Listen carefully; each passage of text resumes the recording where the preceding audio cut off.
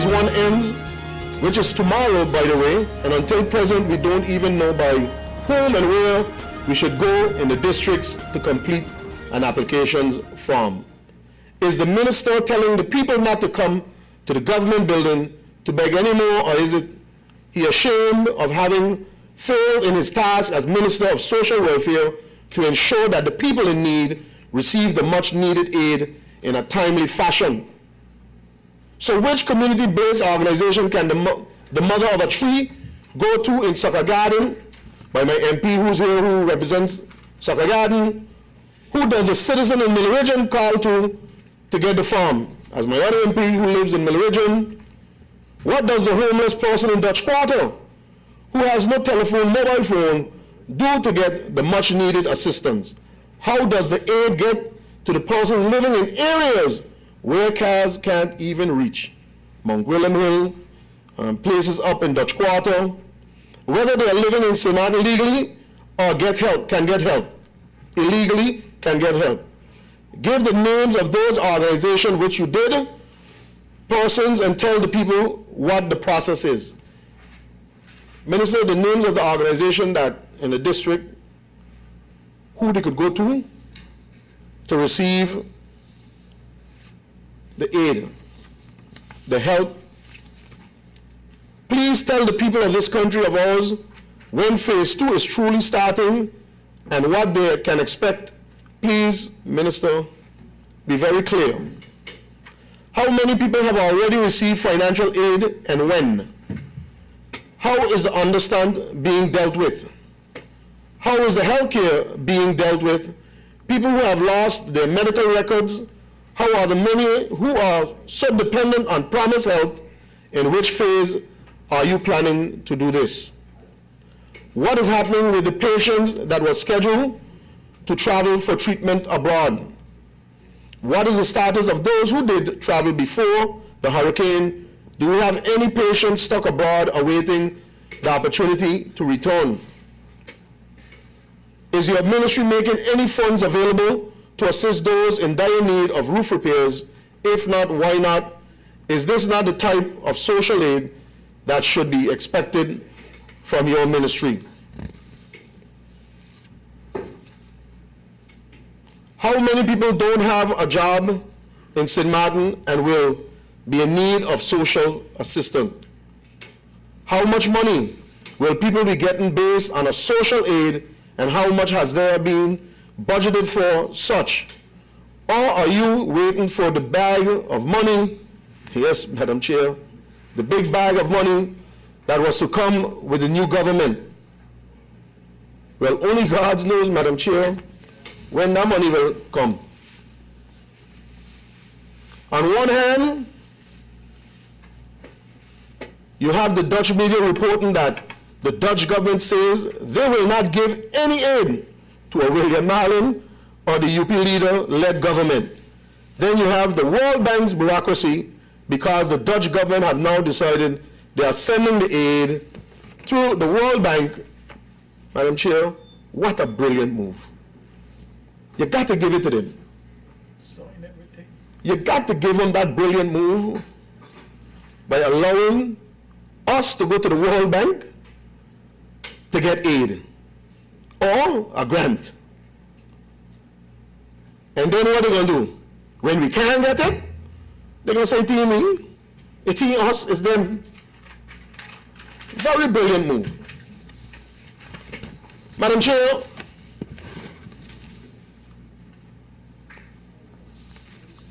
very skillfully, the minister made his presentation here and tried nicely to exclude himself from the presentation.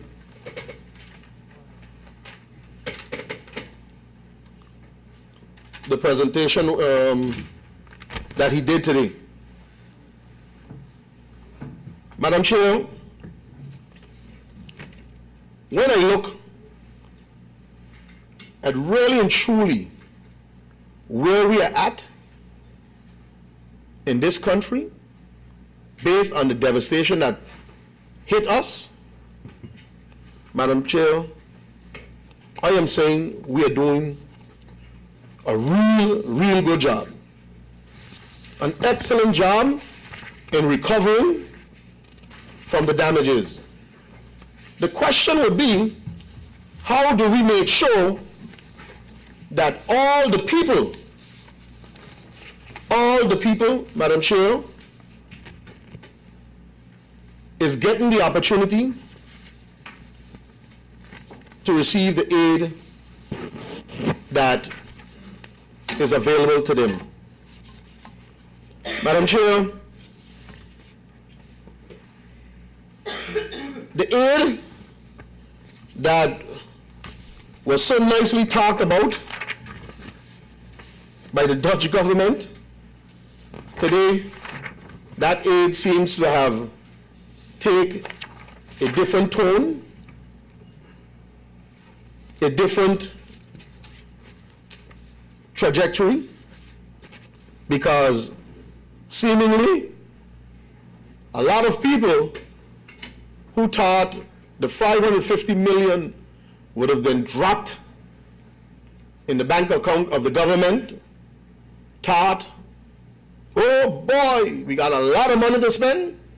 Ain't coming, ain't happening the way they thought. Absolutely not. It ain't going to happen. Madam Chair, why are we here today? And you ask yourself, aid. The favorite word, aid to the people.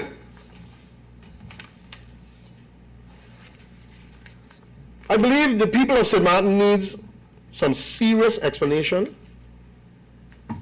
And while I heard the Deputy Prime Minister, now Prime Minister, give some outline concerning the aid, I think it still needs more information to be given concerning the Dutch aid. And here why. And I expect that information to come from the Magic 8. The Magic 8. Because here why. If 550 million was coming, that means you guys have a program already set up on how this aid will be given to the people. To this day, what we are hearing is basically fastballs being thrown to St. Martin on this 550 million aid money to come to St. Martin. And the sentiments I'm getting, everybody now is wheel spinning, because now they're trying to figure out how we will be able to approach to get the aid. Like I've said before, and the Minister of Finance came here and said, we have approximately 116 million in the bank. Some may be based on capital expenditures, some may be based on money held back, some basically mean what we have on hand. And I've always said, use the money to fix the ills in our society. If we have to wait on the aid of anybody else, crapple, smoke your pipe. And that is the reason why I never ever champion the aid that is coming. MP, 30 seconds. Thank you, Madam Chair. That is the reason why I never champion the aid. We have money, let's use the money the same way we are using the money today for the roof repair and the food program. And my last question to the minister, who came up with the program for the roof repair and the food program that is now on the table? Was it the minister, the council of ministers, or was it whoever? I thank you, Madam.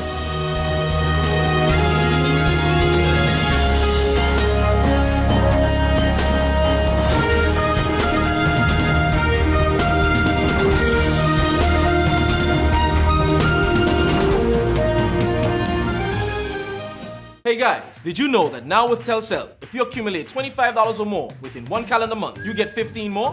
15 more? Yes, 15 more. However you want. So I can top up $3 now, $10 next week, and so on until I reach or pass $25? That's right. Get 15 more. Wow! I feel like a 15 again. Yeah.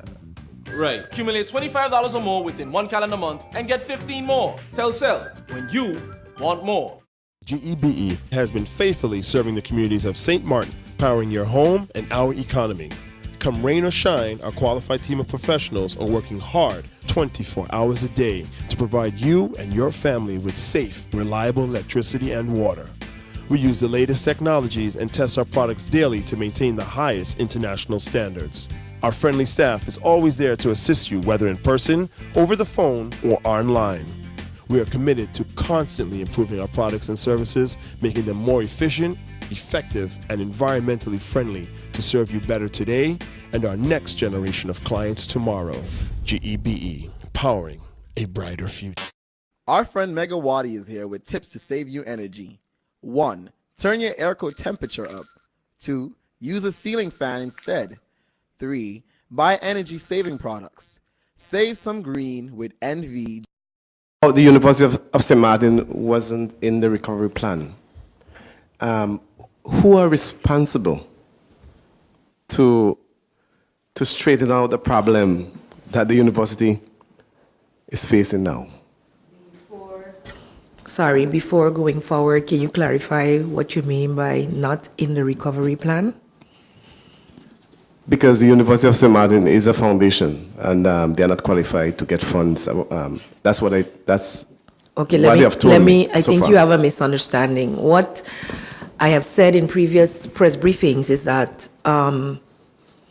we as government could take a decision to make a budget amendment for emergency relief, for roof repair, for school repair, for school materials, for what else did we do? Food for the people, to extend the amount of social assistance that we're giving in the budget, because we know as a result of this, these are our responsibilities. With the education recovery team, as soon as Hurricane Irma had passed and we could meet with the stakeholders, the University of St. Martin was a part of all of those stakeholder meetings. The University of St. Martin was taken up in the assessments. The University of St. Martin was taken up in the status of teachers and the status of students, etc. It was only when the University of St. Martin declared on October 3rd in the public and to the ministry on the 2nd that they would close by October 30th is when the situation changed. The university also received assistance from the Marines to get their quick fixes moving. They had actually one of the schools with the least amount of damage and could restart immediately. So being part of the recovery plan as such, I'm not sure what you mean by that. They were definitely part of the assessment of needs, etc. The National Sports Institute, the University of St. Martin, the John Lamedy Center, the library, all of these entities receive subsidy from government. School subsidies are based on an ordinance specifically for schools, elementary and secondary.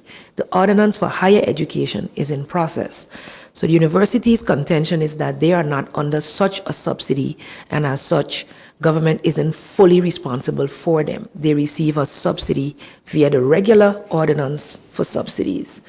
And via that, they also had a standing agreement which was signed in 2014, as had been signed with previous ministers and commissioners of education before, to ensure that accreditation take place, etc., etc., the quality of education is maintained, that university lives up to its obligation to report on the quality, on the staff, on the students, etc., etc., etc.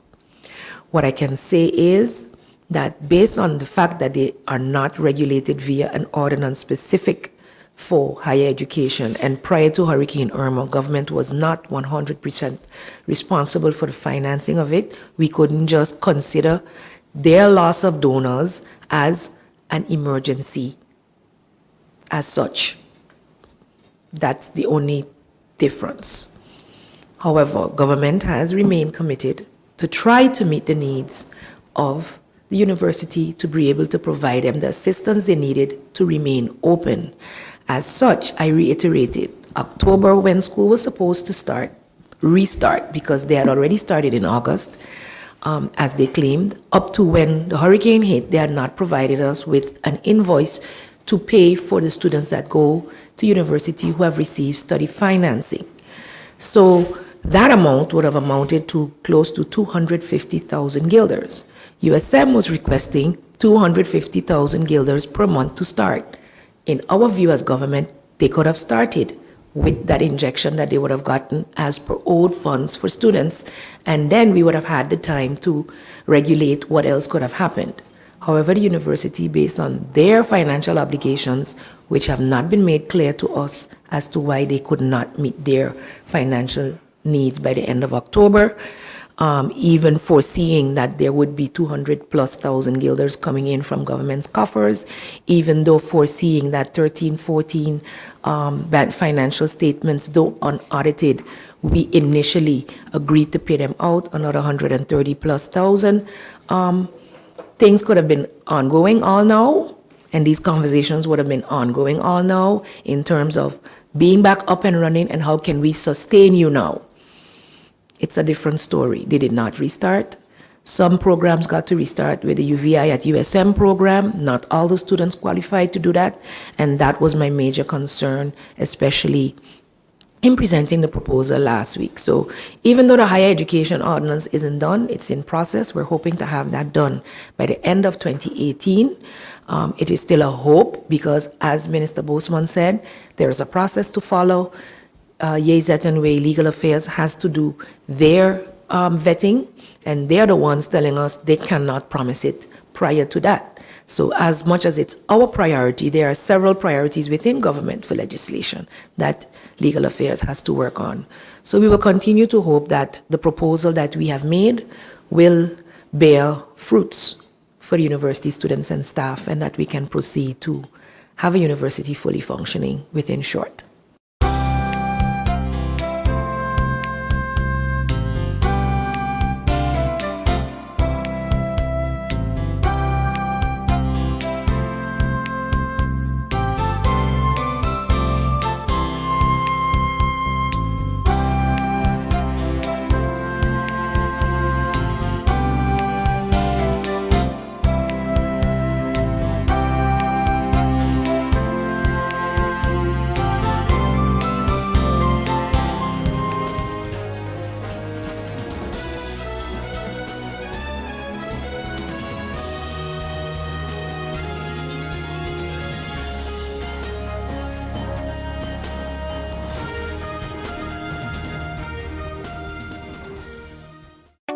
People all across St. Martin are switching to a more rewarding experience.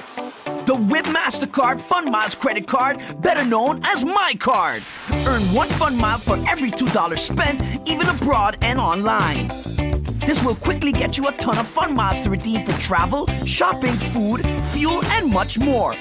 But there's more to My Card. Worldwide acceptance, an EMV chip for extra security, and 250 free Fun Miles with first use. Switch to My Card today at WIB. Fun miles from within your reach. Hey guys, did you know that now with Telcel, if you accumulate $25 or more within 1 calendar month, you get 15 more? 15 more? Yes, 15 more. However you want. So I can top up $3 now, $10 next week, and so on until I reach or pass $25? That's right. Get 15 more. Wow! I feel like a 15 again. Yeah. Right. Accumulate $25 or more within 1 calendar month and get 15 more. Telcel, when you want more. It's been said that behind every door, possibility awaits.